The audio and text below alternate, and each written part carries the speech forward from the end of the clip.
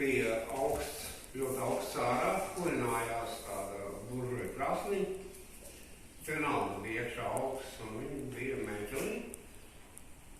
Un tad es atceros, es jautāju, vai meķelī kādreiz ir dziedāts. Viņa saka, ka nav. Viss notiek pirmo reizi, un varbūt arī dzēja nav lasīta. Labi, es lasīšu. Kas pašai apvērsies? Kas apvērsies to lasību?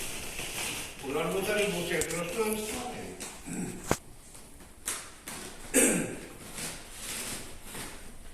Mīlestības mācība. Iepazīstot tevi, mācījos mīlēt, jo izrādās, agrāk to nemācēju es. Atbildību uzņemties arī par citu, kas agrāk nebija svarīgi man. Godāt un cienīt mācījos otru to, kas tai brīdī blakus ir man. Ne tikai vārdos, bet arī darbos, kā zieds, kas citiem smaržojot man.